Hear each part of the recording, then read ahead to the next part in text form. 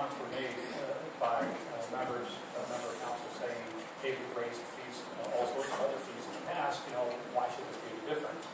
Well, I'll tell you the reason that I think this is quite different is because in every case that the administration has come down with a fee increase, we have had some sort of rate study or financial analysis that backed it up to justify what the costs were and the profit and loss statements were in reference to those fees. So you guys are now arbitrarily looking to double or triple the cost of these fees with no financial data or backing to justify it. And I think that's a very slippery slope. Nick, we're saying let's increase the fees for inspections to cover costs.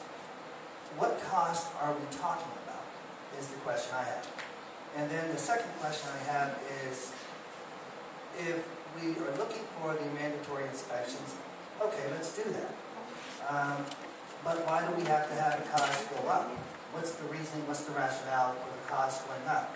I haven't heard that. It didn't come to my committee, and I'm not supporting this. Math.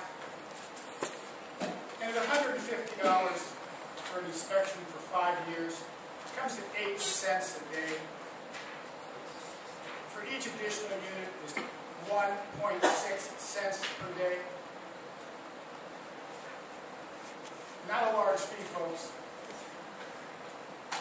8 cents a day. That they tell you they can't afford it. I'm supporting this. I thank the other council members who contacted me in regards to it. I appreciate your support. Thank you. I said this 3-4 months ago when this came up. Member Hawk called me the day after the meeting and asked if I could support this too, and I told him I could. I also took the opportunity and the time to meet with Mr. Rubino for this.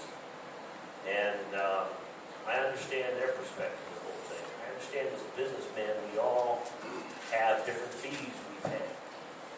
And that's a cost of doing business in this community. I'd like it that there were no fees. But that's not reality. The reality is that when you're dealing with someone's safety, and it's not their own safety because it's not their home. I had a problem with this months ago. I still have the same problem.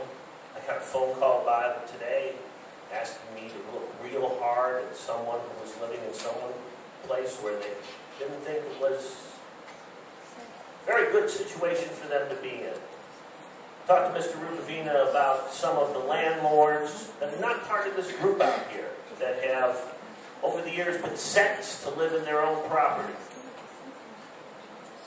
To me, that's a problem. There's a recent article in the Cleveland Plain Dealer on the millions of dollars that are being fined up there, by the way, that are mostly going unpaid.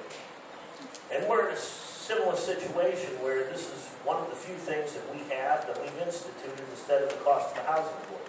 If it's complaint driven, I don't know what we're going to end up saving, because in some instances we're going to be getting phone calls and sending people out, and there are going to be fees attached to it either way. But I don't see how I can turn my back on the people that are most needed by this ordinance.